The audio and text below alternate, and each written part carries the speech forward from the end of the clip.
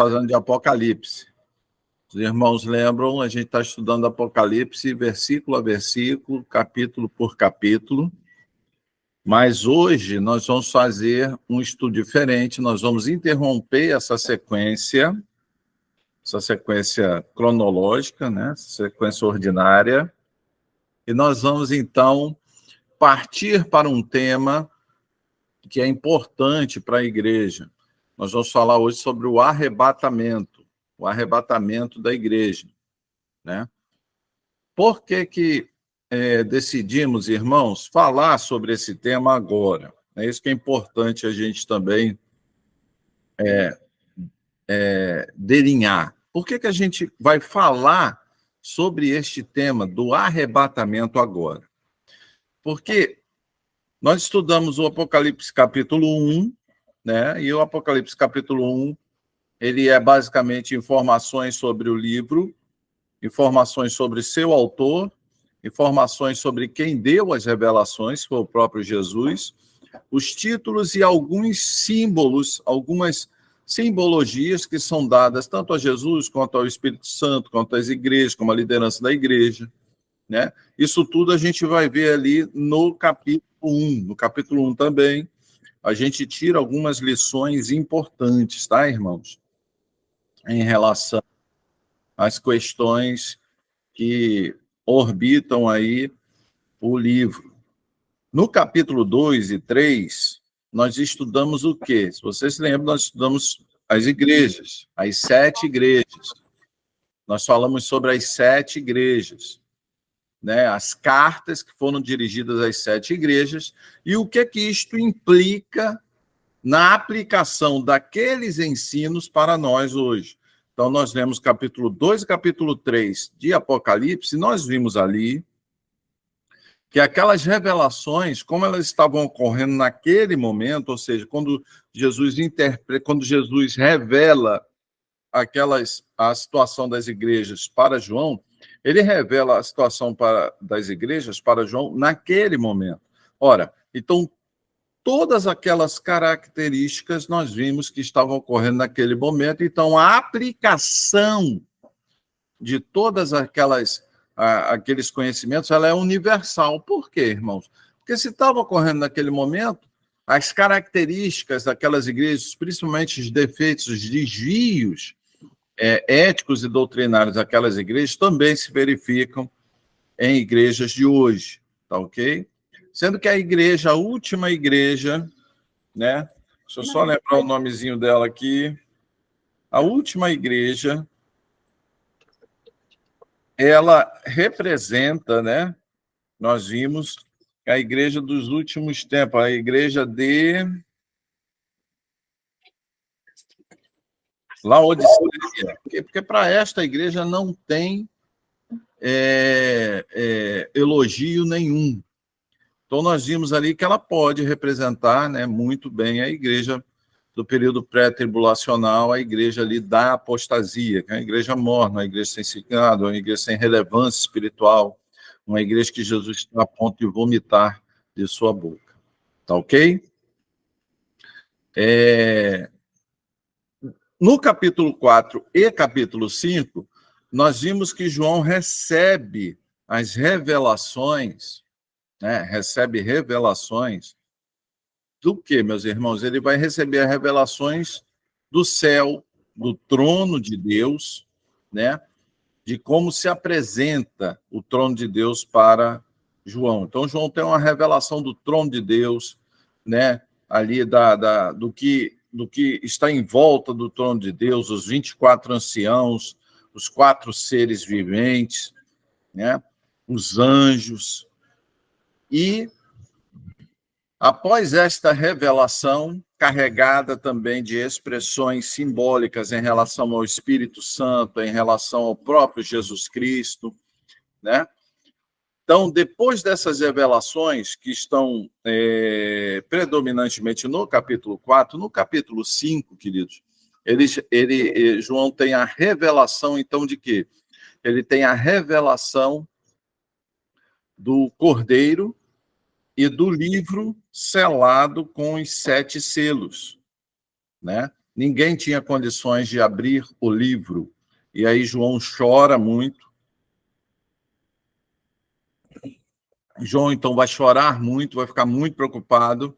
E aí um ser celestial chega para João e fala, olha, não se preocupe, né? O Cordeiro, aquele que venceu, vai abrir os selos. Então, a gente vê ali no capítulo 5, meus amados, a ligação, é importante a gente entender isso, a ligação daquilo que Jesus Cristo fez, do ministério de Jesus, da obra salvífica de Jesus, com as questões que estão ligadas aos eventos escatológicos. Ou seja, quem é que abre o selo para a manifestação dos 4 cavaleiros, para a manifestação de todos os eventos que estão nos selos? Quem é que abre? Quem é que dá início? Quem é que autoriza?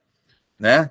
Quem é que torna possível a realização daquilo que está selado naquele livro revelado a João no capítulo 5 de Apocalipse?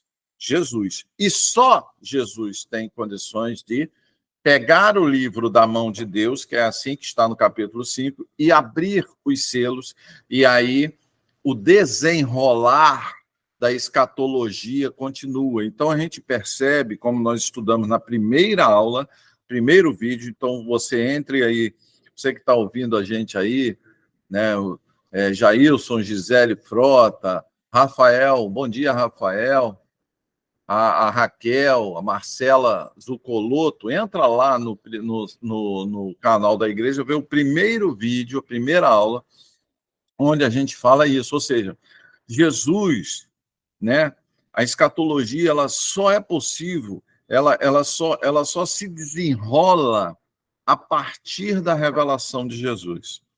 Então, Jesus, né, tudo está convergindo para a realidade de Jesus, e a gente vai ver isso, inclusive, na aula de hoje. O próximo capítulo seria o capítulo 6, seria a abertura dos selos. Mas, amados, aqui cabe, então, esse parêntese que é a aula de hoje, que é onde nós vamos falar sobre o arrebatamento. Por quê?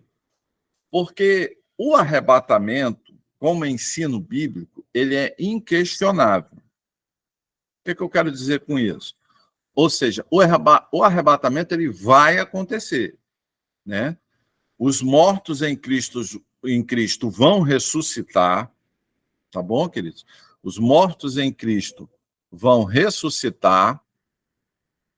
Aqueles que estiverem vivos na vinda, na parousia, no apocalipse de Jesus, vão ser transformados e todos serão arrebatados para encontrar-se com Jesus nos ares e assim vivermos com ele por toda a eternidade, como diz a Bíblia.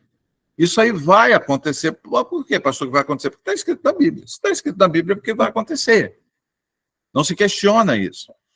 O problema é em que tempo da história isso vai acontecer, né? Alguns acreditam que este evento, que é um evento central, que é um evento de extrema importância na história da igreja e na história da escatologia, ele vai ocorrer antes da tribulação. Por isso que eu estou colocando esta aula antes da abertura dos 7 selos. Por quê? Porque muitos interpretam o primeiro selo, que é o cavaleiro montado no cavalo branco, que carrega um arco sem flecha. Muitos interpretam aquele cavaleiro como sendo o anticristo. Tá bom, queridos? E como interpretam como sendo o anticristo, né? É interessante, então, nós falarmos sobre o arrebatamento. Por quê? Porque o capítulo 6 já inicia, ou supostamente, numa das interpretações, já se inicia com a manifestação do anticristo. Opa, se inicia-se com a manifestação do anticristo, é isso que é importante a gente entender, se a gente está iniciando o capítulo 6 com a manifestação do anticristo, se nós interpretarmos o cavaleiro branco que carrega um arco sem flecha, como sendo o anticristo, que é uma das interpretações. Na próxima aula vocês vão ter todas as interpretações de cada cavaleiro. O que acontece, queridos? Então, para os pré-tribulacionistas, ou seja, para aqueles que acreditam que o arrebatamento ocorrerá antes da tribulação, a igreja, no início do capítulo 6, ela já não está mais aí, ela já foi arrebatada. Antes da abertura do livro selado pelos 7 selos, a igreja já não está mais aí, já não está mais aqui, na Terra, dentro da história humana. Por quê? Para os pré-tribulacionistas, né, a igreja será arrebatada antes da tribulação, e aí ocorrerá todos os eventos que estão descritos no Apocalipse, né? Essa doutrina, meus amados, ela surgiu por volta ali de 1830, tá bom? E ela foi sistematizada e popularizada com Scofield. Tanto é que hoje nós temos uma Bíblia com os comentários de Scofield, Bíblia de Estudo Scofield, que é uma Bíblia cujos comentários, veja bem, existe uma diferença, tá? Você que me ouve aí, Bíblia é Bíblia, comentário é comentário, tá ok? Então, por exemplo, Bíblia com comentário de Thompson, Bíblias com comentários de Shedd, Bíblias do Estudo Pentecostal, né? A Bíblia é a mesma, os comentários é que mudam, é de acordo com a doutrina aí defendida por cada segmento, né? Só que nós não estamos aí dentro de caixas, né? A gente está estudando a Bíblia, então a gente vai estudar a Bíblia, tá? Então, mas então nós estamos falando sobre tribulacionismo, pré-tribulacionismo, né? Então ele surgiu com Scofield, ali por volta, não surgiu em 1830, não foi Scofield, esqueci agora o nome do teólogo, né? Inclusive foi um teólogo europeu que começou, né, essa doutrina. Engraçado que essa doutrina começa não na igreja protestante, mas começa na igreja católica, né? Foram jesuítas, se eu não me engano, jesuítas ou franciscanos que começaram com esta ideia pré-tribulacionista, e aí essa ideia foi se espalhando até chegar ao seu auge em Scofield, quando ele, como um pregador, ele popularizou aí essa doutrina. Então, amados, é interessante então sabermos isso. Existem os pré-tribulacionistas. Existem os pós-tribulacionistas. O que é o pós-tribulacionismo? O pós-tribulacionismo afirma que a igreja passará pela tribulação, ok? A igreja passará pela tribulação, né?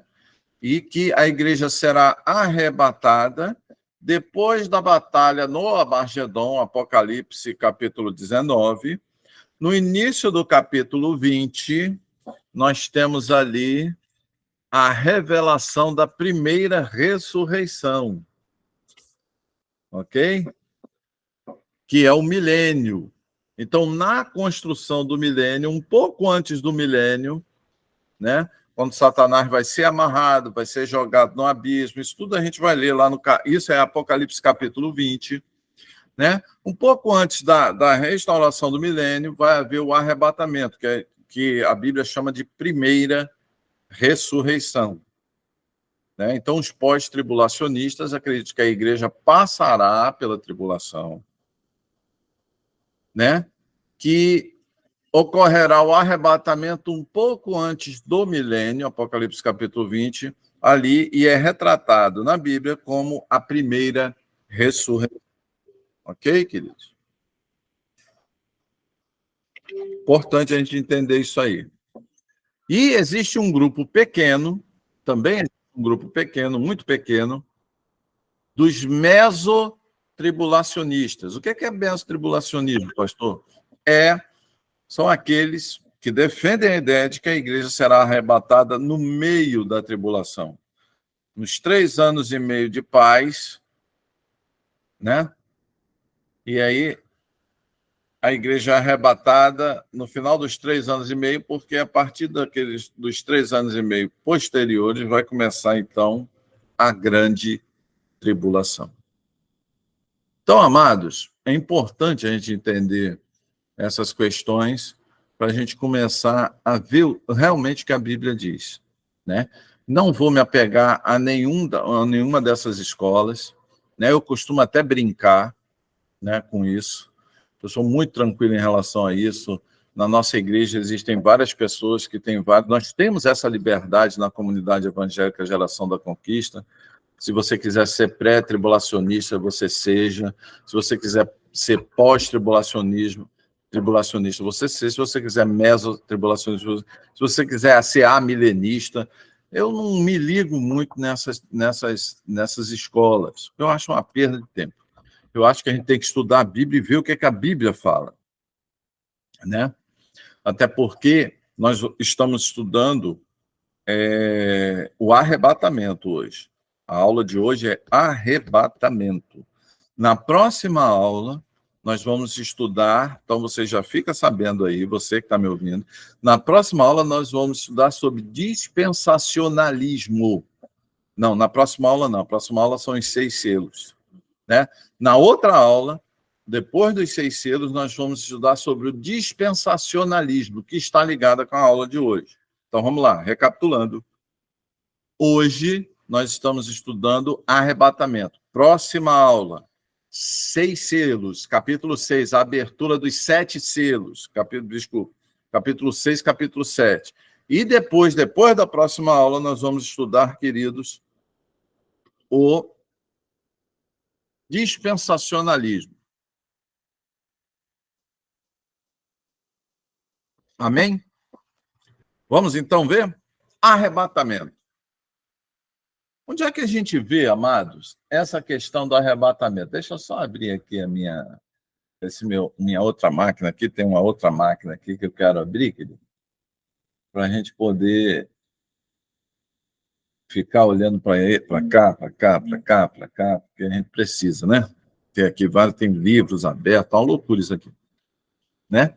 Então a gente vai estudar aí sobre o arrebatamento. Onde é que está, na palavra de Deus, a questão do arrebatamento? Qual o texto onde se apresenta a questão do arrebatamento? Então, amados, eu gostaria que você abrisse a sua Bíblia aí. 1 Tessalonicenses.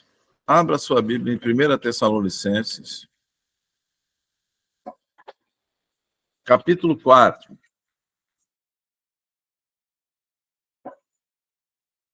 1 Tessalonicenses, capítulo 4. Amados, os 2 primeiros textos que nós vamos principiar a nossa análise é a partir do verso 13. Então, 1 Tessalonicenses, capítulo 4, eu vou ler contigo a partir do verso 13. Tá bom? A partir do verso 13. E aí eu gostaria que você prestasse atenção aqui. Apóstolo Paulo, ele vai escrever a carta, a primeira carta e a segunda carta à igreja de Tessalônica. Tem um motivo, tem um porquê que ele está escrevendo essas cartas aí. Eu gostaria de relatar esse motivo para você.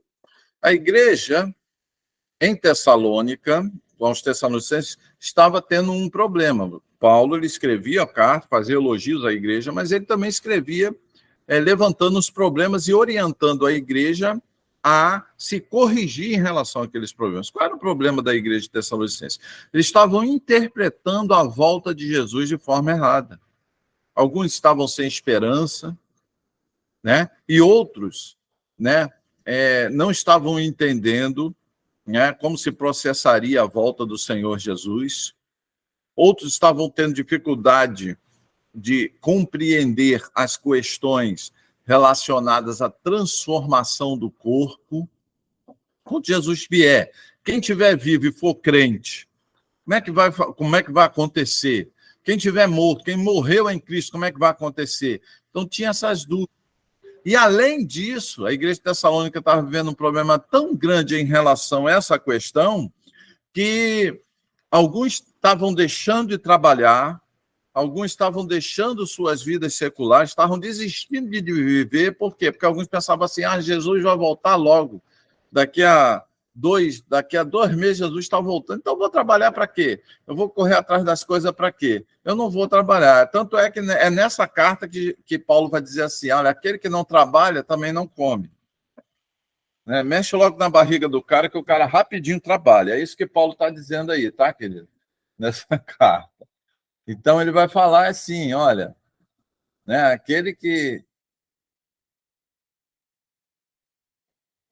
não trabalha, aquele que não quer trabalhar, também não coma. Né? Então, Paulo ele vai orientar a igreja e falar, olha, não é bem assim.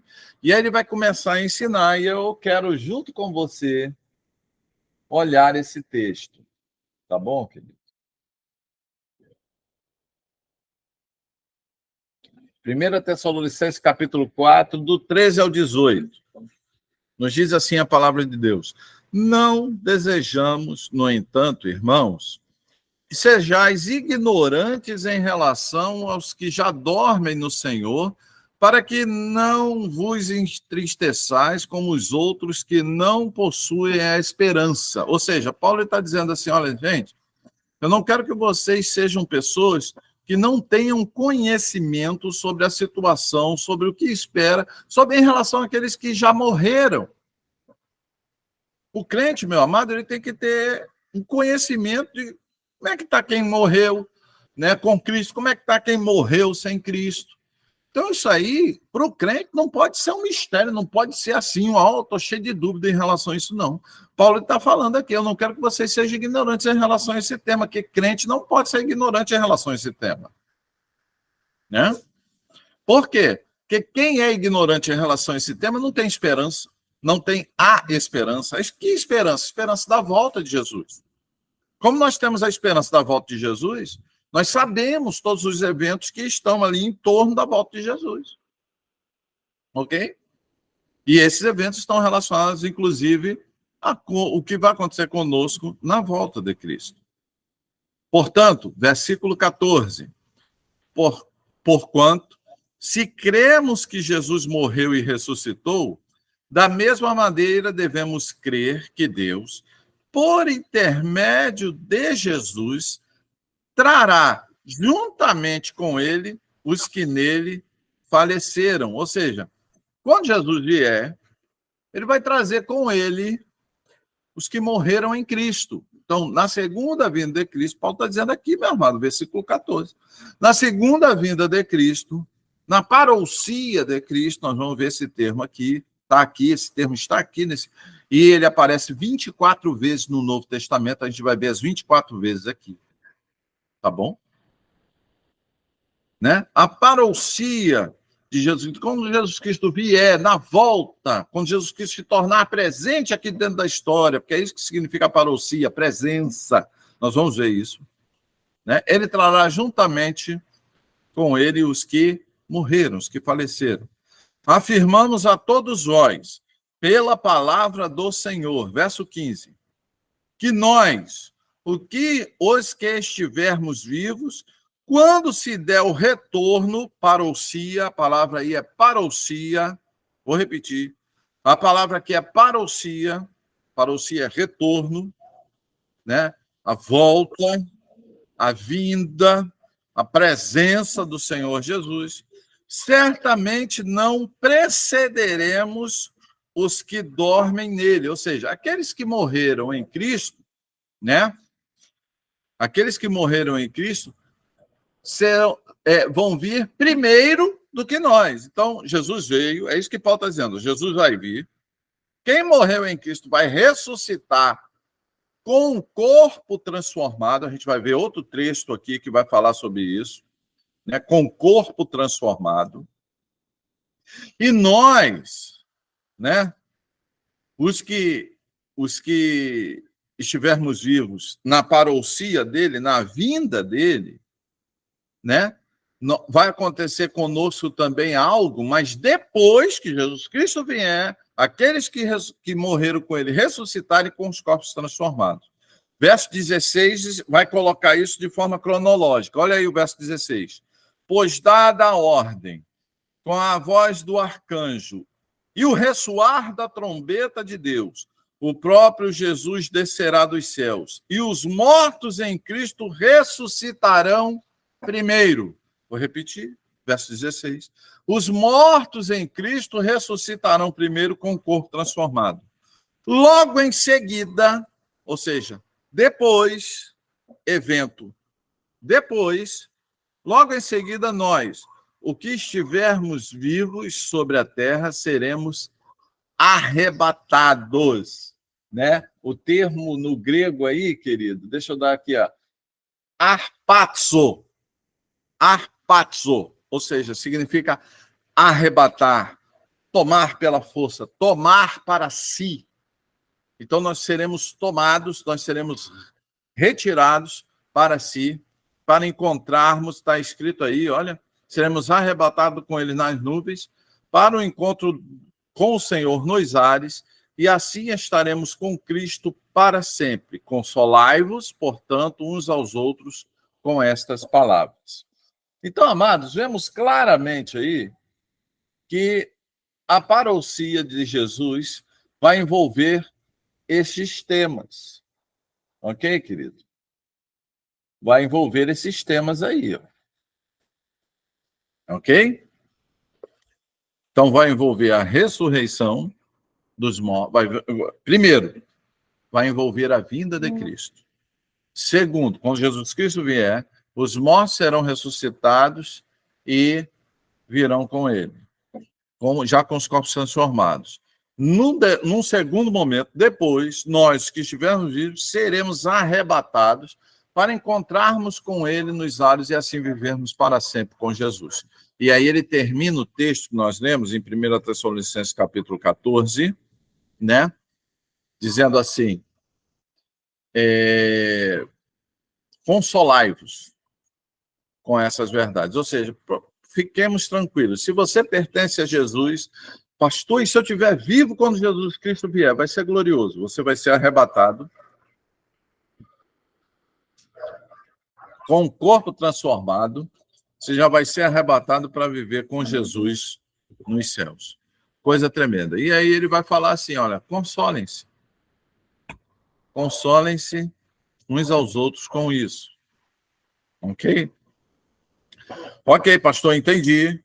A Bíblia está afirmando claramente que a parousia vinda do Senhor Jesus, né? Vamos ver aqui o que significa parousia, meus irmãos. Vou abrir aqui a Bíblia Interfilar, que é a Bíblia no grego português, né? Esse computador está lentíssimo. Abre. Vamos aqui verificar o significado. Vou passar o significado para vocês direitinho. Então, olha só. A parousia significa presença, vinda, chegada, advento, né? E é consenso entre os principais teólogos que é a volta futura e visível do Senhor Jesus. Ok? Volta futura e visível do Senhor Jesus.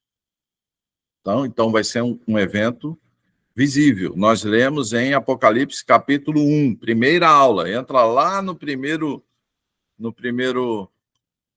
vídeo do canal da Comunidade Evangélica da Geração da Conquista, CEGC, e aí você vai ver que nós lemos lá, todo olho verá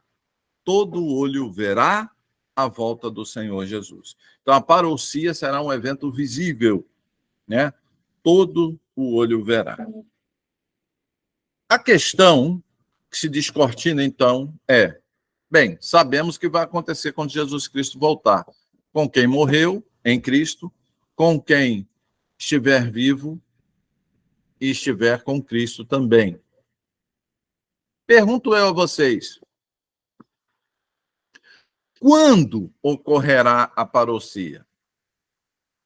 Aí que está Em que momento da história vai ocorrer essa chamada parousia? Veja que o termo aí, o termo grego utilizado por Paulo aqui é parousia. Não é apocalipse e não é epifaneia, que são outros dois termos relacionados à vinda de Jesus. Vamos lá? Quando vai ocorrer essa volta, pastor? Meu amigo, o dia e a hora ninguém sabe, tá? Então não marca a volta de Jesus, sabe por quê? Você vai errar. Um monte de gente já teve religião que marcou 14 vezes a volta de Jesus. Jesus voltou? Não. Então é raro 14 vezes, né? Vamos ver se aprende e não faz mais isso, né? Quando vai ocorrer? Aí eu vou pedir para você abrir em 2 Tessalonicenses, capítulo 2.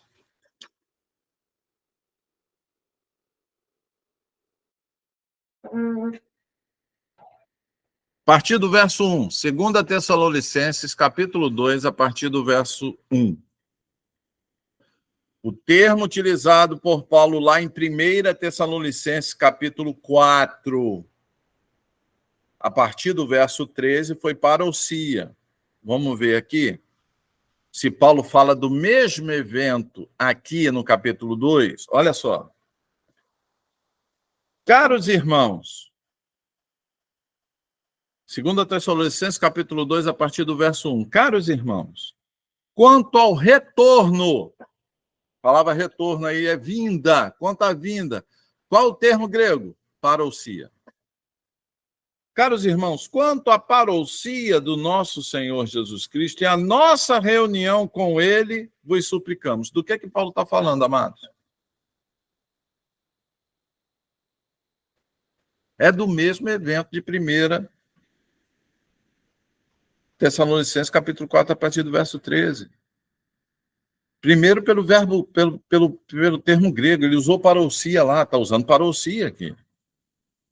E ele se inclui da mesma forma que ele se incluiu lá no verso, lá em 1 Tessalonicenses capítulo 4, a partir do verso 13, né, ele vai falar, nós os que estivermos vivos, ele vai usar, nós. Se você olhar lá no grego, é isso mesmo, é nós, né, pronome da primeira pessoa do plural. A primeira pessoa do plural, o narrador se inclui na narrativa. Nós, os que estivermos vivos, seremos o quê?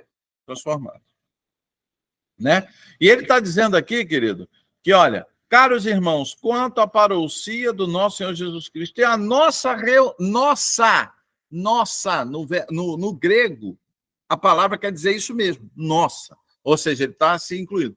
Nossa reunião com ele, vos suplicamos. Ou seja, Paulo está falando do mesmo evento. Ok, queridos? Paulo está falando do mesmo evento. Verso 2. Ele está, olha, quanto à parousia do Senhor Jesus e a nossa reunião com ele, nós suplicamos, pedimos pelo amor de Deus para vocês, que não permitais que o vosso modo de crer seja influenciado, nem fiqueis amedrontados por causa de profecia, palavra ou carta atribuídos individualmente à nossa autoria, como se o dia do Senhor já tivesse chegado. Ou seja, ele está falando, gente, a parousia do Senhor Jesus, né? Entenda, é como se Paulo tivesse assim, entenda, pessoal, a vinda do Senhor Jesus, a parousia do Senhor Jesus, ela não pode, né, o entendimento que vocês aprenderam, que Jesus Cristo vai vir, os mortos vão ressuscitar, nós que tivermos isso seremos transformados e juntaremos com ele nos ares, e todo essa estrutura, todos esses acontecimentos serão visíveis, todo mundo será atingido por essa realidade, todos verão essa realidade, nós vamos ver que tem outros termos aqui, o mesmo termo parousia vai estar ligado a isso. Eu quero que você, ele fale, ó, por favor, pare de dar ouvidos a uma profecia, uma carta que supostamente foi escrita por nós, ou se alguém vier trazer outra coisa aí para vocês, outro ensino, é mentira. E aí ele vai dizer o porquê, ó. Não vos deixeis enganar de forma alguma por ninguém. Verso 3. Não se deixe enganar de forma alguma por ninguém. Porquanto, antes daquele dia, ou seja, antes do quê, meu irmão? Antes da parousia. Amém, irmãos? Antes daquele dia, ou seja, antes daquele dia da parousia, vai vir o quê? Apostasia. Apostasia. Então, antes da parousia, tem a apostasia. Né? Sabemos que a apostasia, né, é um evento que vai ocorrer de forma global, que vai mudar o entendimento das pessoas. As pessoas, de forma global, vão se afastar dos ensinos do Senhor Jesus, dos princípios do Senhor Jesus, dos princípios judaico-cristãos do Senhor Jesus, de tal forma que leis vão ser mudadas, né?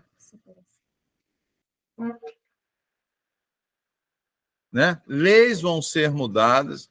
Parousia significa, apostasia no grego significa separação. As pessoas vão se separar, né, dos ensinos de Deus, dos princípios de Deus, para que o mundo esteja em condições de receber o anticristo. Pastor, onde é que está escrito isso na Bíblia? Nesse versículo aí mesmo que a gente está lendo. Olha aí. Portanto, antes da verso 3 do capítulo 2 de 2 Tessalonicenses.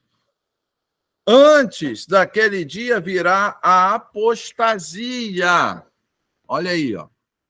E então será revelado o homem da iniquidade, o filho da perdição, aquele que se opõe e se exalta acima de tudo que se chama Deus ou é objeto de adoração, a ponto de assentar-se no santuário de Deus e apresentar-se como Deus, ou como sendo Deus, em algumas versões. Então, antes da parousia do Senhor Jesus, vai vir a apostasia e a manifestação do anticristo. É o que a Bíblia está dizendo, meu irmão, não sou eu, não. Ok? Todo mundo está entendendo isso aí? Né? Verso 5. Não vos lembreis que eu costumava compartilhar convosco acerca desses acontecimentos? Ou seja, então esse 5 aqui está dizendo que quando Paulo estava lá na igreja em Tessalonicenses, ele conversava sobre isso. Ele falava, olha, antes da vinda do Senhor Jesus, e a parousia do Senhor Jesus envolve o quê, meus irmãos? A parousia do Senhor Jesus envolve o quê? Envolve a vinda dele, envolve a ressurreição dos mortos, envolve a transformação daqueles que estão vivos, como nós vimos lá em 1 Tessalonicenses capítulo 4, porque é o mesmo evento, porque ele está usando parousia. A mesma palavra no grego ele está usando. Tá? Então vamos lá. E ele está dizendo no verso 5, eu conversei com vocês sobre isso, quando eu estive aí no meio de vocês. No entanto, verso 6, no entanto, vós sabeis o que está detendo nesse momento, para que ele seja manifesto no seu devido tempo. Né? Então, há algo que detém o anticristo. Nós vamos falar sobre isso aí em outra oportunidade, porque nós estamos falando sobre arrebatamento. O que detém o anticristo? Nós vamos ver as diversas interpretações. Tá? Na realidade, o mistério da iniquidade já está em ação. Ou seja, olha, isso é lá na época de Paulo, ele está dizendo assim, o mistério da iniquidade. A palavra iniquidade, já expliquei isso para vocês, era utilizado nos portos, lá no Império Romano, para designar aquele homem que roubava na balança, ou seja, aquele que agia em desconformidade com as leis da época, ou seja, aquele que não aceitava as leis e impunha uma outra lei. Era uma pessoa iníqua, uma pessoa desonesta, era uma pessoa que não se pautava pelo correto. Então, coisas, meus amados, da iniquidade, o mistério da iniquidade já opera, ou seja, nós estamos vendo o mundo, Ele está perdido, ele está imerso dentro da realidade da iniquidade. É isso que Paulo está falando. Como está até hoje. Restando tão somente que seja afastado aquele que o detém. Ou seja, tem uma coisa que está ainda detendo a manifestação do anticristo. Tá? A gente vai ver numa outra aula, né, o que é isso. Nós vamos estudar sobre isso aí quando a gente estudar sobre dispensacionalismo. Tá ok? Então, será plenamente revelado o perverso. Interessante, né, meu irmão? Eu estou lendo o verso 8. Em outra versão, eu quero ler aqui uma outra versão com os irmãos. Só para a gente entender, meus amados.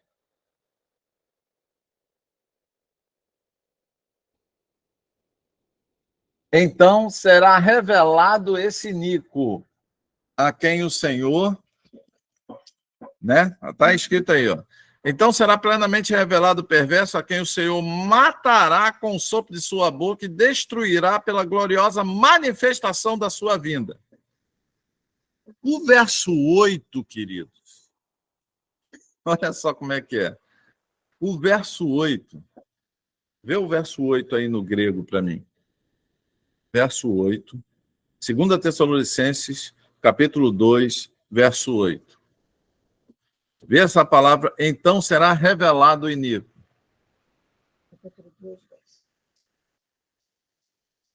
Então será de fato revelado o iníquo. Qual a palavra? Revelado.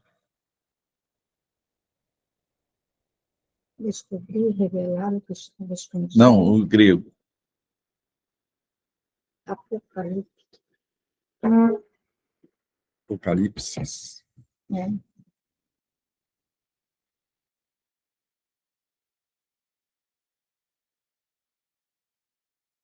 Então será revelado, né? No grego é apocalipsis, ou vem de apocalipto, será revelado, descobrir, revelar. Só que o iníquo, né, será revelado, né? Jesus matará esse iníquo com o sopro da sua boca. Não é isso? Com o sopro da sua boca. Mas quando vai acontecer isso, meus irmãos? Né? E o destruirá pela manifestação gloriosa da sua vinda. A palavra vinda aí no grego é parousia.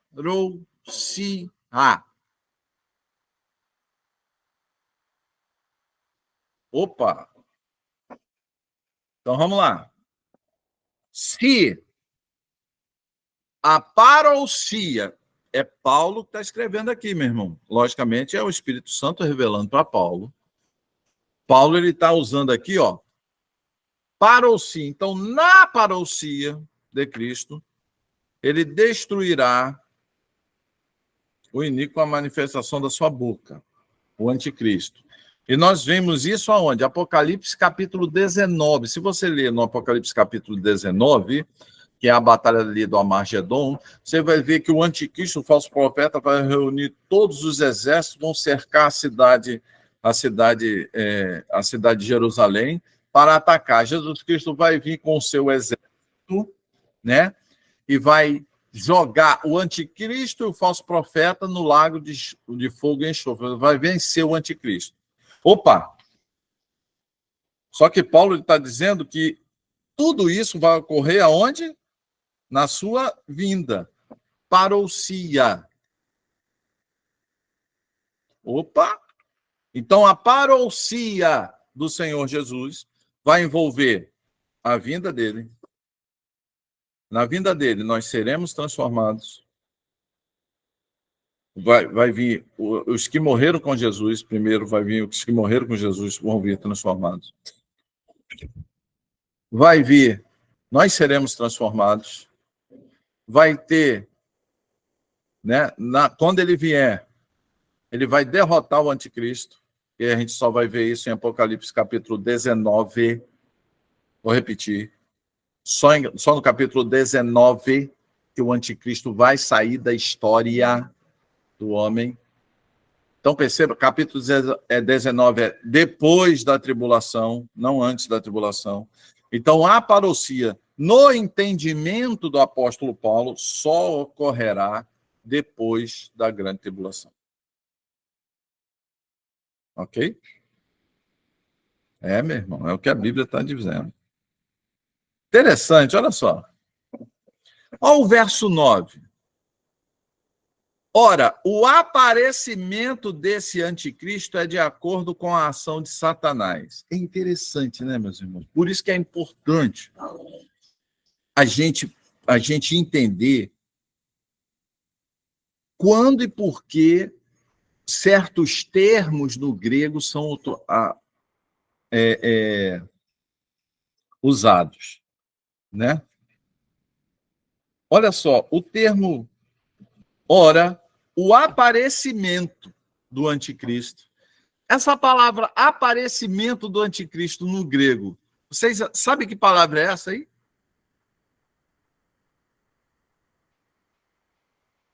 Sabe que palavra é essa? Parousia, meu irmão. A palavra parousia, Paulo está usando a mesma palavra que ele usa para a vinda do Senhor Jesus, para a manifestação do anticristo. Por quê, meus irmãos? Porque é uma palavra, não tem nada de especial nessa palavra, não, meu irmão.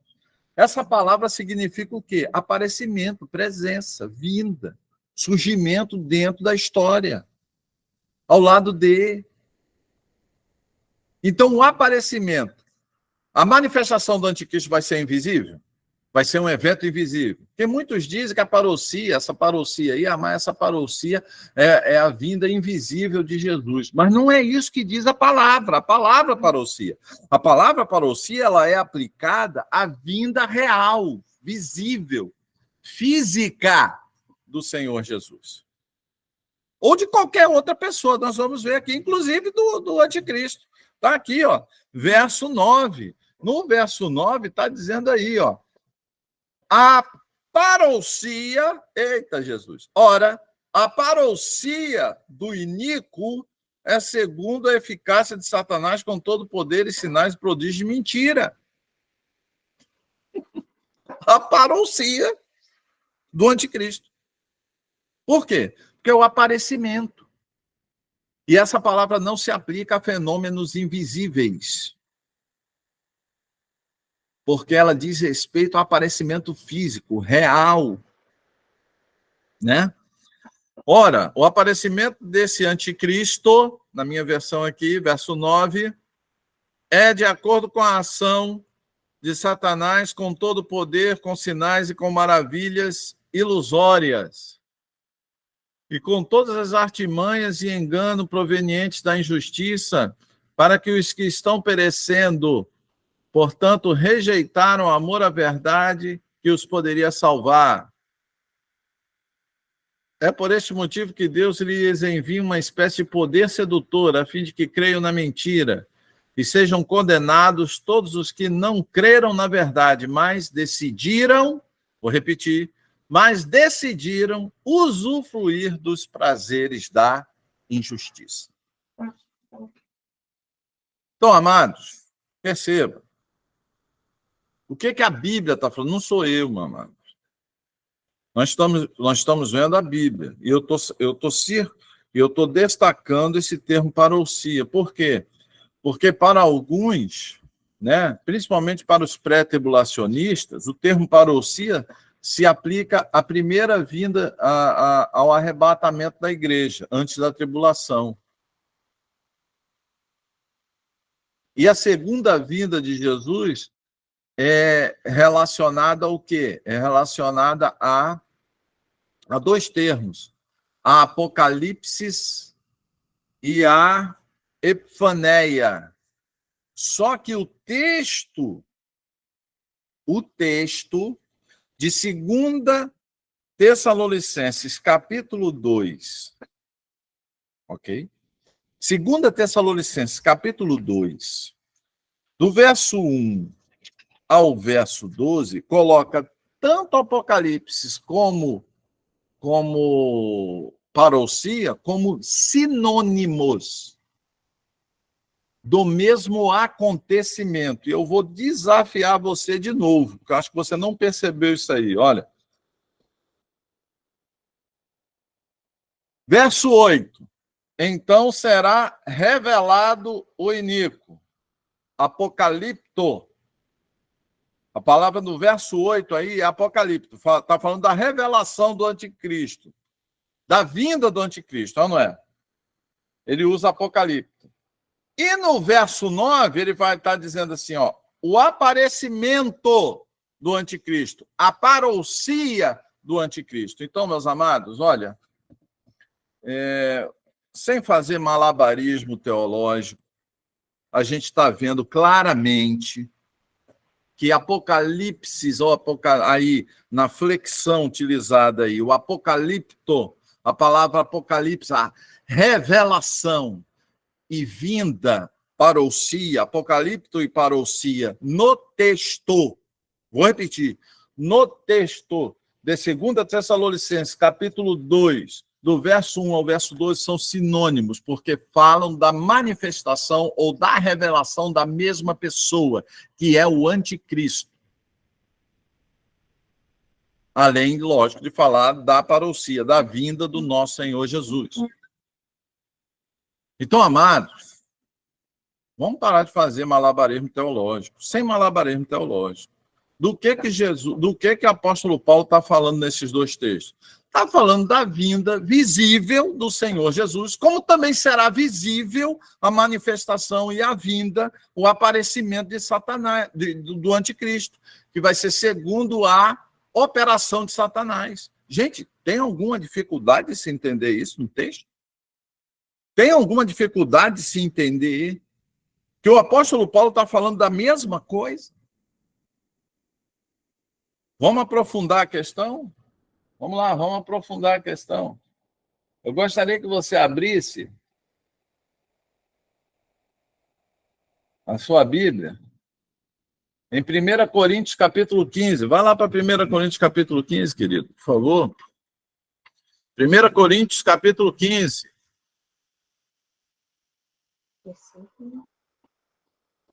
1 Coríntios, capítulo 15, eu vou ler do 20 ao 26.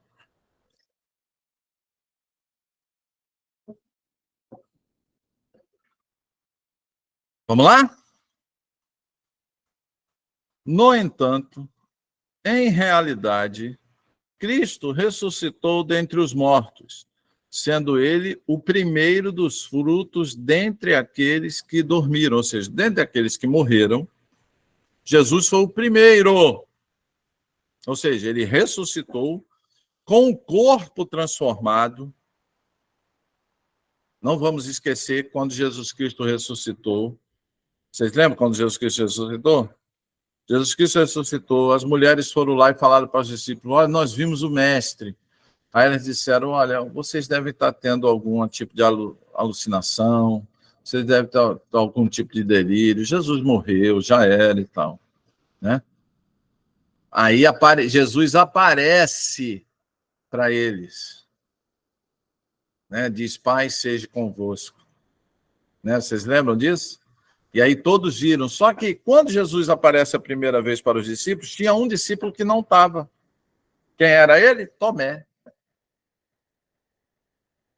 Aí os outros discípulos chegaram para Tomé e falaram assim, Tomé, nós vimos o mestre. O que Tomé falou? De modo nenhum eu vou crer. Ou seja, eu não... Rapaz, vocês estão doidos. Jesus morreu e eu não vou crer nisso. A não ser que eu toque, eu mesmo toque nas feridas das mãos e nas feridas dos pés dele. Aí talvez eu creia. Tomé acabou de falar isso, quem é que apareceu? Jesus, mano. Pai seja convosco. E aí Tomé viu que estava enrascado, falou o quê? Meu mestre, Deus meu, Senhor meu. Jesus deu logo um esporro nele. Falou, Tomé, vem cá, Tomé, toca aqui. Tomé tocou nas mãos, tocou nos pés, tocou no lado. Toca aqui do meu lado também, onde entrou a lança. E não seja incrédulo, mas seja crente. Ainda tomou um puxão de orelha de Jesus, não foi? Não é isso? Aqui tá. Mas ele tocou no corpo. Por quê? Porque Paulo está falando aqui, Jesus foi a primícia. Jesus, quando ele ressuscitou com um corpo transformado da mesma forma que nós vamos ressuscitar. E esse texto aqui vai falar, olha só. Porque assim como a morte veio por um homem, verso 21 do capítulo 15 de 1 Coríntios. Porque assim como a morte veio por um homem, da mesma forma, por um homem veio a ressurreição dos mortos.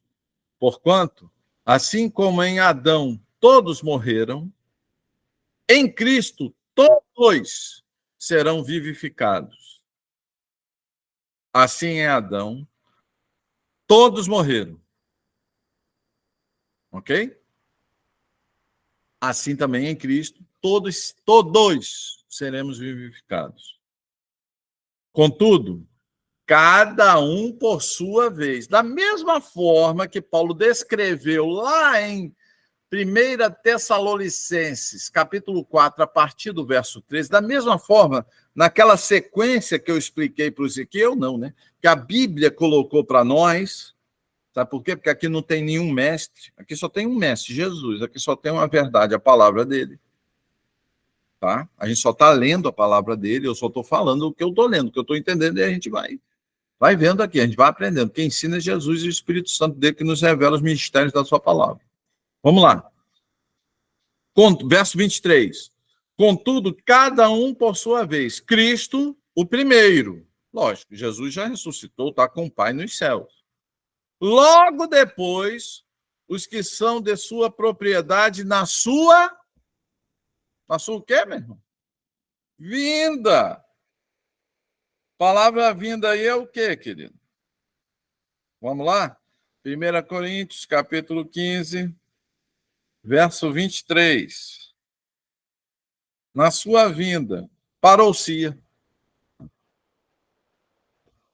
A mesma parousia, mesmo termo utilizado por Paulo em 1 Tessalonicenses, do capítulo 4, a partir do verso 13, e mesmo termo utilizado por Paulo em 2 Tessalonicenses, capítulo 2, do verso 1 ao 12. Ou seja, vinda, aparecimento real, visível. Ok? Então virá o fim, quando ele entregar o reino a Deus, o Pai, depois de ter destruído todo o domínio, potestade e poder. Da mesma forma que a gente leu lá, na parousia, Paulo disse lá em 2 Coríntios, em 2 Tessalonicenses, capítulo 2, que na parousia, Jesus destruirá o anticristo com o sopro de sua boca. E ele vai dizer, na sua vinda, ou seja, na parousia, isso vai acontecer. Tá, meus amados? Então, dizer que parousia significa uma vinda invisível de Jesus não está de acordo com o texto. Nós vamos ver. Não é só esses 3 textos, não. Eu estou mostrando 3 textos para vocês. Onde a palavra parousia significa aparecimento real, físico, visível. Nunca foi utilizado para aparecimento invisível. Né?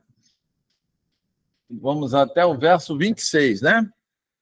Porque é necessário que ele reine até que absolutamente todos os seus inimigos sejam prostrados debaixo de seus pés. O último inimigo que será destruído é a morte. Ok? Por quê? Porque todos vão ressuscitar, uns para a vida eterna, outros para o desprezo e a vergonha eterna. Isso é uma realidade que era entendida por todos desde o Velho Testamento. Desde o Velho Testamento. Se você ler lá, Daniel, capítulo 12, versos 1 e 2, você vai ver isso aí. Lê lá, Daniel, capítulo 12, versos 1 e 2, você vai ver que o conceito de ressurreição e o conceito de que na ressurreição uns ressuscitariam para a vida eterna, outros ressuscitariam para a vergonha e desprezo eterno, é conhecido desde o Velho Testamento. A prova está em Daniel, capítulo 12, versos 1 e 2. Então, amada, a ressurreição é um evento que vai abranger todos. Lógico, tem uma sequência. Mas nós vimos que a sequência não é antes da tribulação, e sim depois da tribulação. Está muito claro isso. Mas eu vou continuar desafiando vocês. 1 Coríntios capítulo 15, versos 51 e 52. Aí ainda, 1 Coríntios capítulo 15, versos 51 e 52. Eu vou ler o 50 também, tá, queridos? Vou ler o 50 também. Contudo, irmãos, eu vos afirmo que carne e sangue não podem herdar o reino de Deus. Nem o que é perecível pode herdar o imperecível. Eis que eu vos declaro um mistério. Nem todos adormeceremos, ou dormiremos, ou morreremos. Nem todos morreremos. Mas certamente todos seremos transformados. Está escrito aí, querido. Num abrir e fechar de olhos, ao som da última, vou repetir, última trombeta. Ok? Ao som da última trombeta. Interessante, né? Vamos lá. Abre lá de novo, 1 Tessalonicenses. 1 Tessalonicenses, capítulo 4. Vamos lá? Vou ler aqui o verso, ó. Verso 16. Pois, dada a ordem, com a voz do arcanjo e o ressoar da trombeta de Deus, o próprio Senhor descerá dos céus e os mortos em Cristo ressuscitarão primeiro. Logo em seguida, nós, os que estivermos vivos sobre a terra, seremos arrebatados com eles nas nuvens para o encontro com ele nos ares, e assim estaremos com Cristo para sempre. Ou seja, aqui ele está falando de uma trombeta, só que ele não diz que trombeta é essa. Mas 1 Coríntios, capítulo 15, está falando do mesmo evento, da volta de Jesus, a gente leu, parousia. Está falando de que os mortos em Cristo ressuscitarão primeiro, depois nós que estivermos vivos seremos transformados. Quando vai acontecer isso, pastor? Verso 52. Num momento, no abrir e fechar de olhos, ao som da última trombeta. Porquanto a trombeta soará, a mesma trombeta lá de Tessalonicenses, lá, capítulo 4, primeira. Os mortos ressuscitarão e recuperarão, e nós seremos transformados. Então, gente, é o mesmo evento. Paulo não utiliza lá em 1 Coríntios capítulo 15, Apocalipse, no primeiro texto, ele usa parousia. Na parousia, vai ver a ressurreição dos mortos, transformação de quem estiver vivo. Tá bom, querido? Mas isso vai ser na última trombeta. Tocou tudo quanto foi trombeta, meu irmão. Tocou todas as 7 trombetas. Acabou, não tem mais trombeta, não. É a última trombeta. Vai tocar a última trombeta e aí vai haver o arrebatamento da igreja. Quando é que toca essa última trombeta? Depois da grande tribulação, não antes. Senão ficaria esquisito, né? A última trombeta é antes das 7. É um negócio complicado, né, irmão? Então, sem malabarismo teológico, a gente está vendo claramente, né, que o arrebatamento é um evento visível que todos verão, tá bom, queridos? E que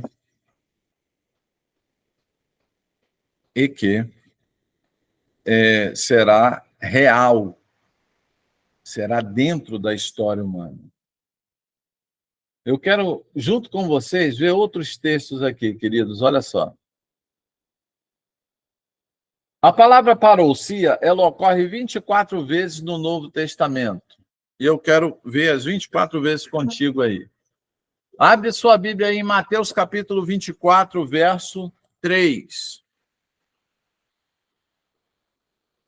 Mateus, Abra aí, Mateus capítulo 24, verso 3.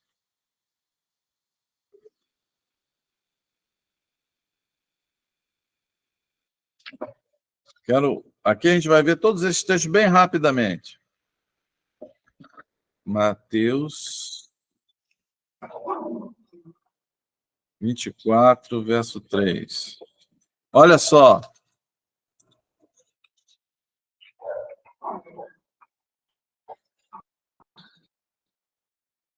Tendo Jesus se assentado no Monte das Oliveiras, os discípulos chegaram até ele em particular e lhe pediram: dize-nos, quando ocorrerão essas coisas?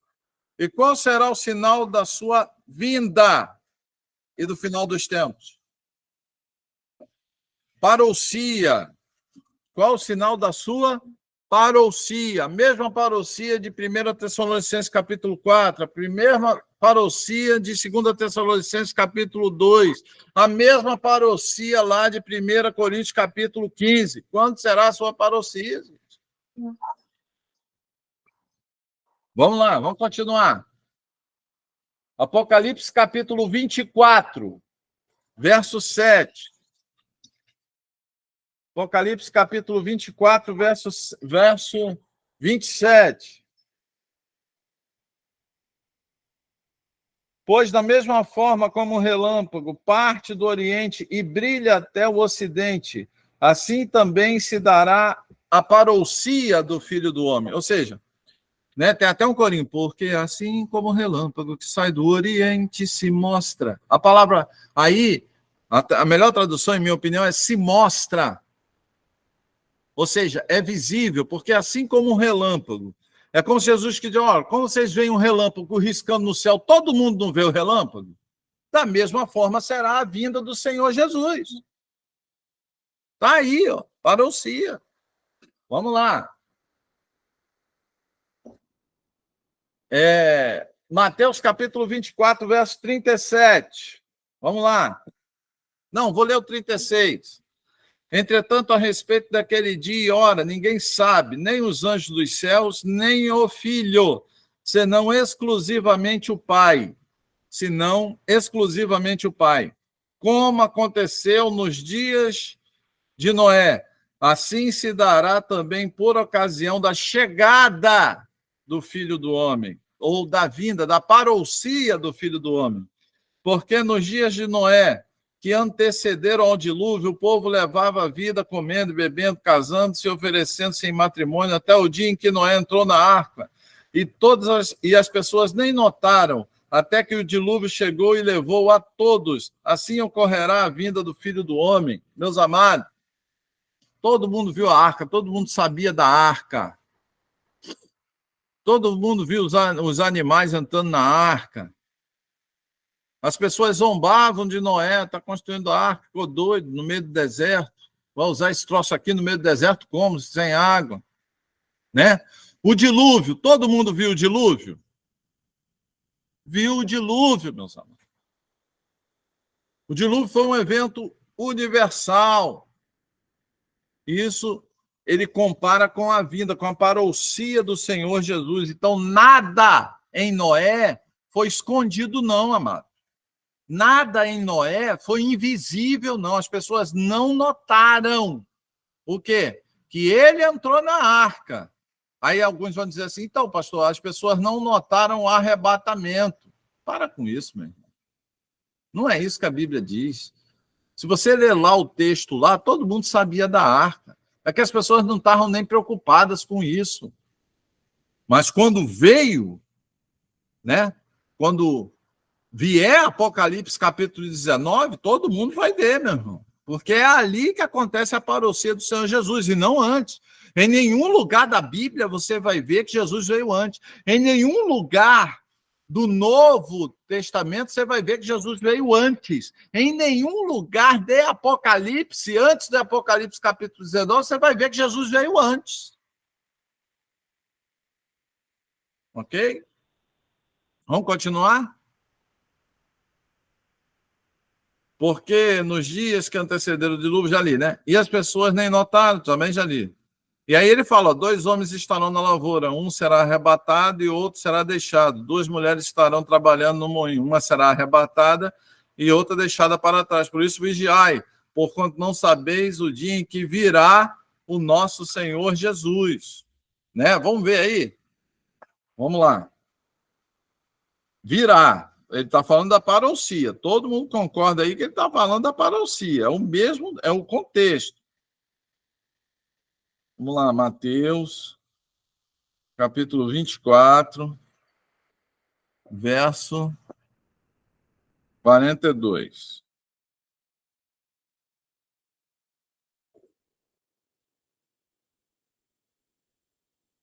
Aí, ó, aquilo que eu falei para você, Ercomai, que virá o Senhor Jesus, olha aí, Ercomai, Apocalipse e parousia sendo utilizadas como sinônimos, não para designar eventos distintos.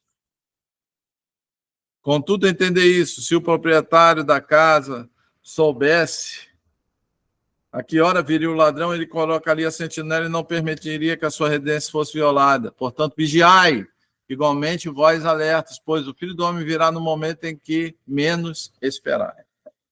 Então, meus amados, essa vigiar é para todo mundo, é para nós também, porque a parousia do Senhor Jesus vai vir. Vamos lá? Apocalipse, capítulo...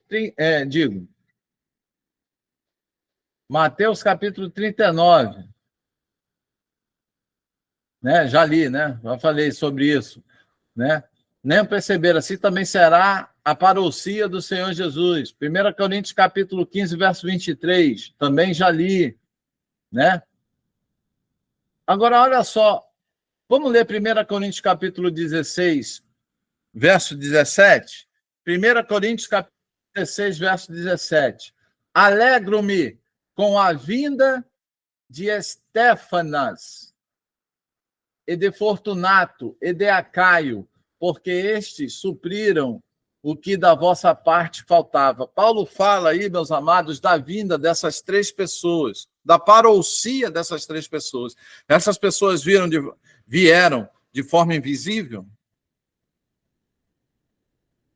Veja o termo parousia aplicado lá à experiência de Noé, é o mesmo termo que ele está aplicando aqui à vinda de 3 pessoas que vieram e supriram as necessidades de Paulo. Ou seja, parousia aí é um verbo, é uma palavra, um vocábulo, né, que pode ser aplicado em flexão verbal, que é utilizado para quê? Para vinda física. Né? Vamos continuar lendo. Né? 1 Coríntios capítulo 7. Abre lá, 1 Coríntios capítulo 7. 1 Coríntios capítulo 7. Olha só o que diz aí o verso 6. Entretanto... É primeira mesmo? Não, 2 Coríntios. 2 Coríntios, capítulo 7. Vamos ver mais um emprego dessa palavra aí.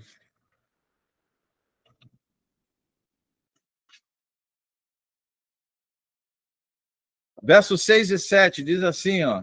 Deus, contudo, que consola os abatidos, consolou-me com a chegada de Tito, e não somente com a vinda dele. A palavra vinda aí é parousia, ou seja, com a vinda de Tito, com a chegada de Tito, com a chegada física de Tito. Paulo foi consolado com a chegada de um grande amigo dele, Tito, que foi até ele. Então, a palavra vinda significa vinda física. Vamos continuar lendo aí, querido. Não acabou, não. 2 Coríntios, capítulo 10, verso 10. 2 Coríntios, capítulo 10, verso 10.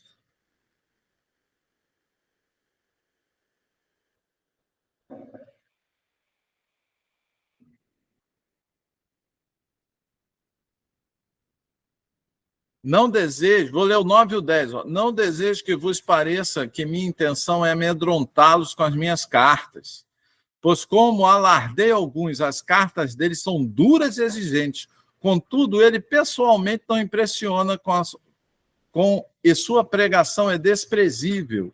Alguns em Corinto estavam questionando o apostolado de Paulo, dizendo assim, olha, as cartas dele são boas, são cartas muito interessantes, mas a presença dele é desprezível, é careca, calvo, pequeno, todo machucado, né? A presença dele é desprezível. E aqui, ó, a fim de que, olha só, as cartas dele com efeito dizem, são graves e fortes, mas a presença pessoal dele é fraca e a palavra é desprezível, em outra versão. Mas a presença, a parousia significa presença.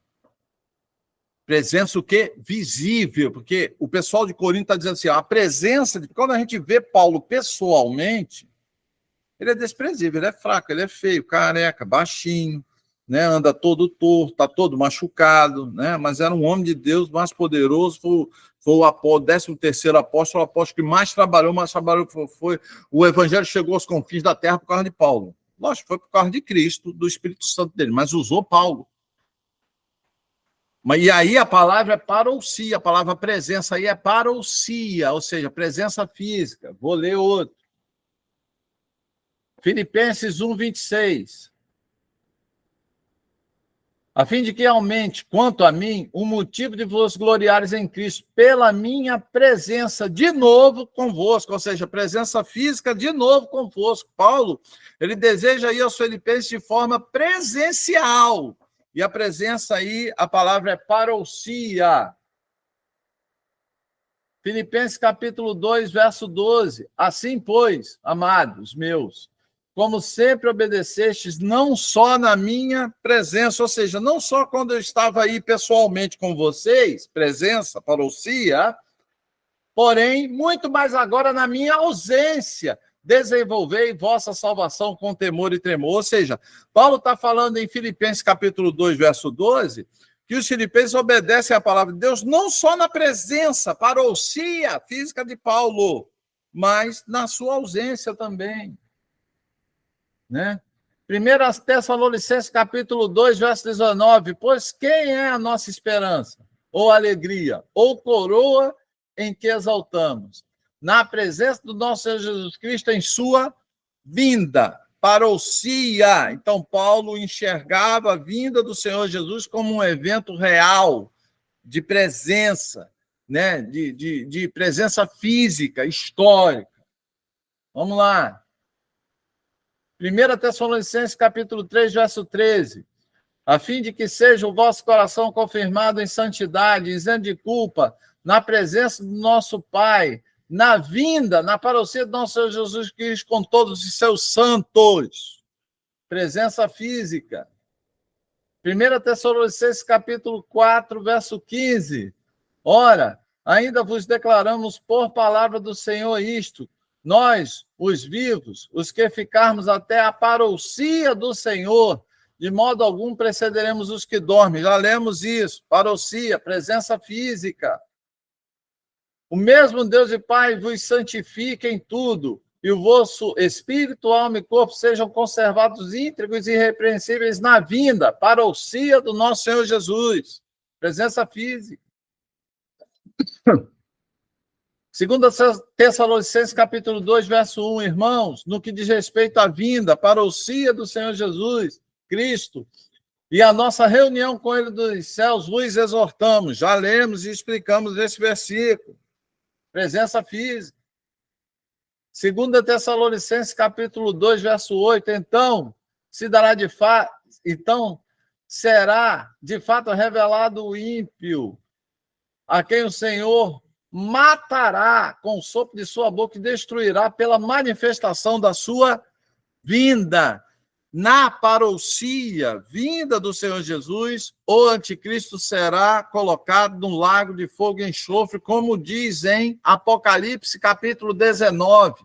E Apocalipse capítulo 19 é depois da grande tribulação. Vamos continuar. Ora, o aparecimento do iníquo. 2 Coríntios, capítulo 2, verso 9, fala do aparecimento do iníquo, ou seja, aparecimento do anticristo. Parousia do anticristo. Até o anticristo tem parousia. Ou seja, ora, a parousia do anticristo, a parousia do iníquo, o aparecimento do iníquo. Então, a palavra parousia, ela é aplicada a aparições físicas, meus amados, porque o anticristo não vai ser uma vinda invisível, imperceptível, não.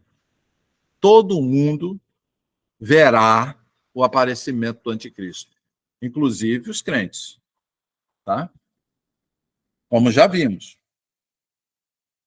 Né? Porque a vinda do Senhor Jesus é só depois da vinda do anticristo. Primeira parousia do anticristo. Apocalipse capítulo 13. Depois a parousia de Jesus. Apocalipse capítulo 19. Ok? Vamos lá, vamos continuar lendo.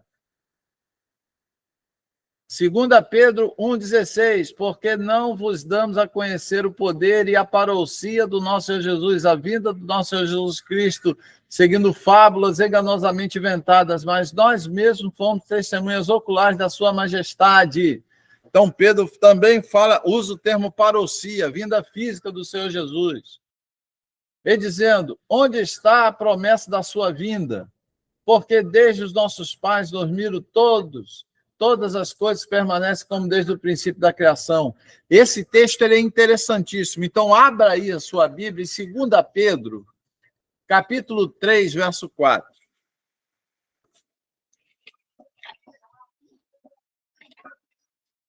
Segunda Pedro, capítulo 3, verso 4.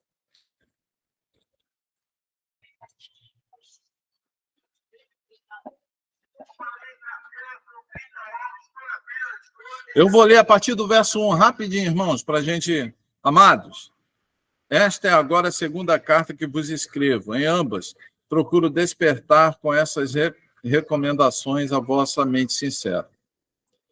Para que vos lembreis das palavras que anteriormente foram ditas pelos santos profetas, bem como do mandamento do Senhor e Salvador, que os vossos apóstolos vos ensinaram. Antes de tudo, considerai atentamente que nos últimos dias surgirão escarnecedores, anunciando com zombarias e segundo suas próprias ações. Eles proclamarão, nos últimos dias, anunciarão, aparecerão, né, surgirão escarnecedores, né, com zombarias e tal. Verso 4, eles proclamarão, ou seja, esses zombadores vão dizer o quê? O que aconteceu com a promessa da sua vinda? Ou seja, o que aconteceu com a promessa da parousia do Senhor Jesus? Olha só que coisa interessante, meus irmãos. Então, veja que as pessoas que não são crentes, naquela época, entendiam a parousia do Senhor Jesus como um evento onde eles iriam ver. E o termo aí é parousia, não é outro, não, é parousia. Ok, amados? Vamos continuar lendo? 1 João. Filhinhos, agora, pois, permanecei nele. 1 João, capítulo 2, verso 28. 1 João, capítulo 2, verso 28. Filhinhos, agora, pois, permanecei nele, para que, quando ele se manifestar, tenhais confiança e dele não nos afastemos envergonharmos na sua vinda. Na sua vinda, ou seja, na vinda dele, alguns vão se afastar envergonhados. Como é que alguém se afasta envergonhado se a vinda é secreta? Vamos pensar sobre isso, meus irmãos. Tiago, capítulo 5, verso 7. Sede, pois, irmãos, pacientes, até a vinda, até a parousia do Senhor. Eis que o lavrador aguarda com paciência o precioso fruto da terra, até receber as primícias das últimas chuvas. Olha só, Tiago, ele vai relacionar a parousia do Senhor Jesus à expectativa de um lavrador que plantou e ele quer colher. Como é que você vai colher algo que é invisível? Tiago, capítulo 5, verso 8. Sede vós também pacientes e fortalecei o vosso coração, pois a vinda, a parousia, está próxima. E de fato está. Amados, vimos aí todas as 24 ocorrências, né? A parousia, ela é aplicada, amados, à vinda do anticristo. Então, e o anticristo, todos verão. Todos verão. Ok, queridos? Todo mundo está entendendo isso aí? Eu gostaria de, junto com vocês também, né, nós vamos estudar mais sobre isso, mas abra sua Bíblia lá em Apocalipse. Vamos voltar para Apocalipse.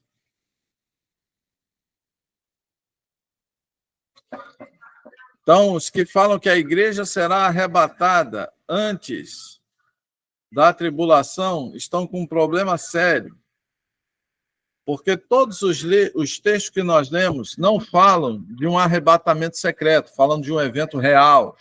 A palavra, ela sempre é aplicada a evento real, físico, aparecimento, inclusive do anticristo. Abra em Apocalipse 7. Vou ler a partir do verso 9. Apocalipse, capítulo 7, a partir do verso 9.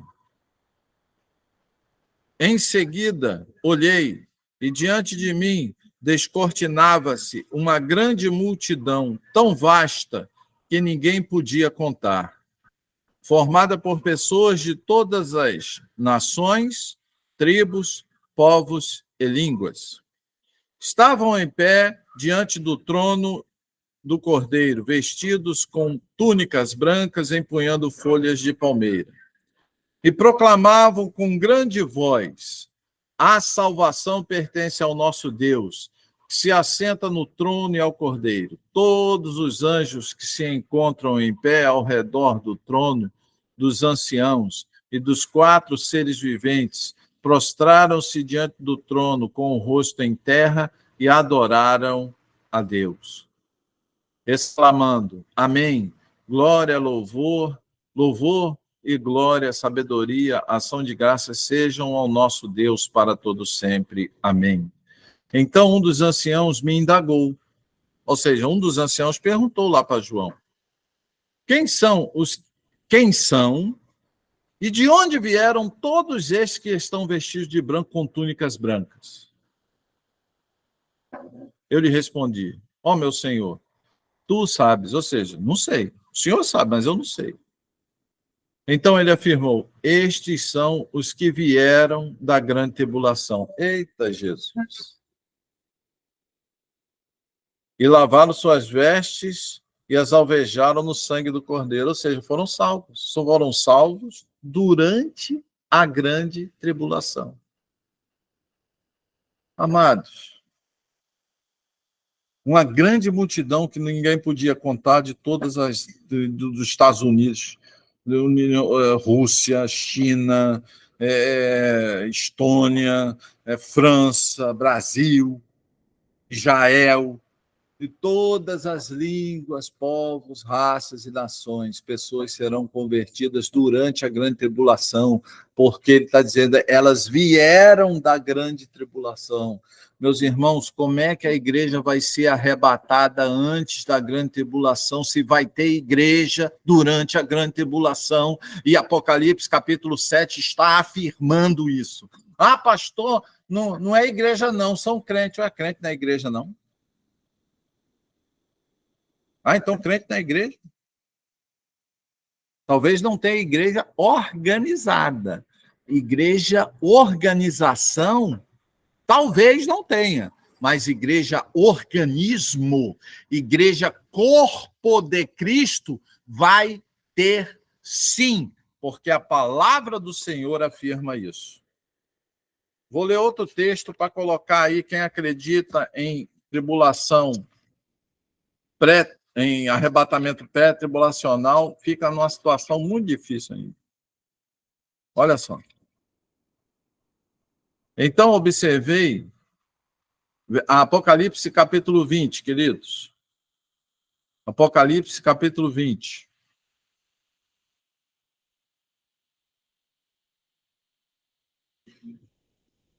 Então observei que desceu do céu um anjo com a chave do abismo e uma grande corrente na mão. Ele prendeu o dragão, a antiga serpente, que é o diabo, Satanás, e o amarrou por 1000 anos. Lançou-o no abismo, onde o fechou e pôs um selo sobre ele, para que então não enganasse mais as nações até que os 1000 anos se completassem. Depois disso, é necessário que ele seja solto por um pouco de tempo. Olhei e vi alguns tronos, e foi entregue o poder de julgar aos que nele se assentavam. Vi as almas dos que foram degolados por causa do testemunho de Jesus e da palavra de Deus, os que não adoraram a besta, nem tampouco a sua imagem, e não receberam o sinal na testa nem nas mãos. Eles reviveram, eles ressuscitaram e reinaram com Cristo durante 1000 anos. Entretanto, os demais mortos não reviveram até que se completasse os 1000 anos. Esta é, pois, a primeira ressurreição. Vou ler de novo. Esta é a primeira ressurreição.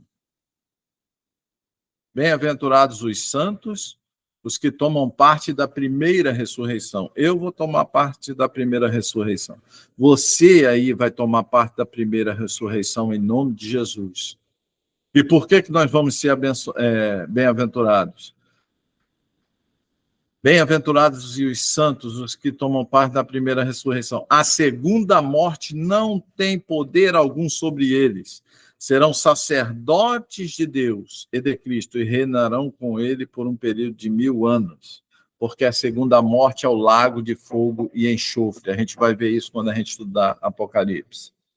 Então, a primeira ressurreição, que vai ocorrer depois da última trombeta, e nós estamos lendo Apocalipse capítulo 20, ou seja, a grande tribulação já passou. Amados, então, sem malabarismo teológico, é impossível, na minha visão, acreditar que a igreja será arrebatada antes da tribulação. A Bíblia é muito clara.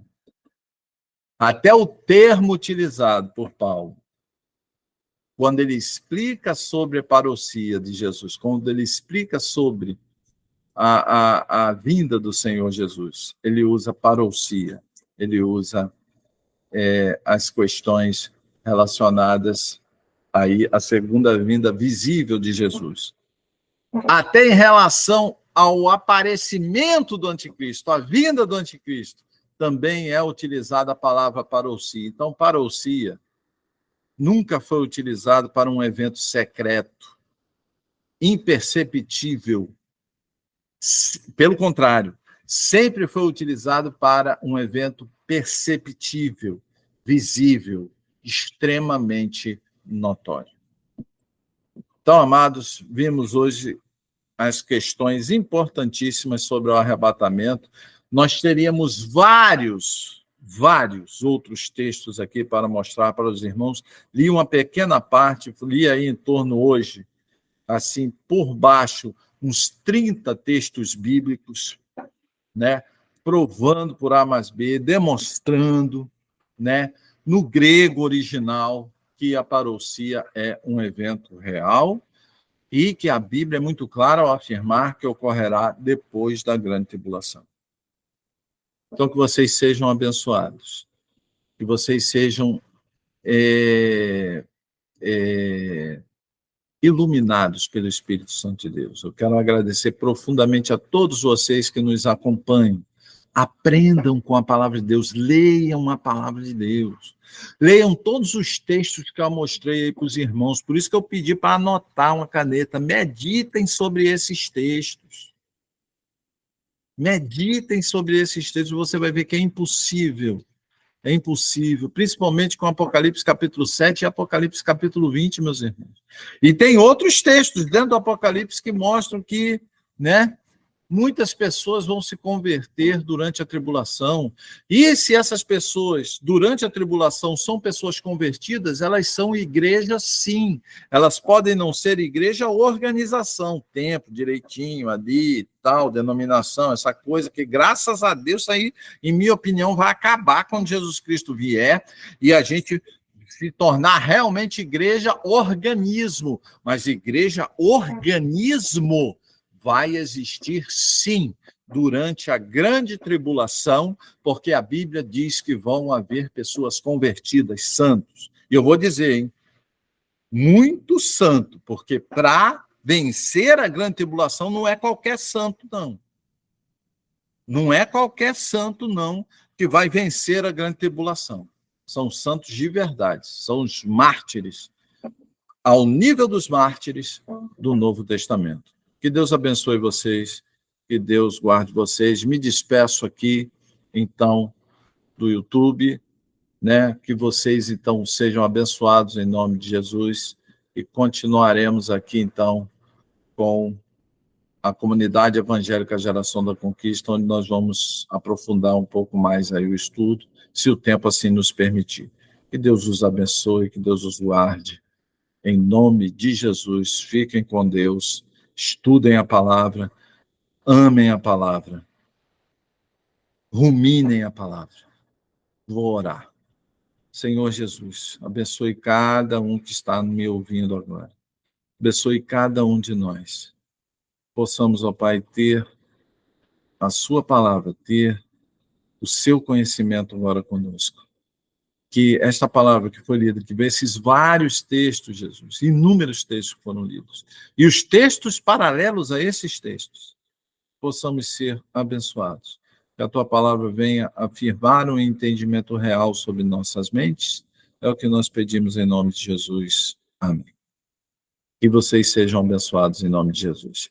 Estaremos encerrando com o YouTube, mas se você quiser continuar para fazer perguntas, nós estamos abertos. Que Deus os abençoe.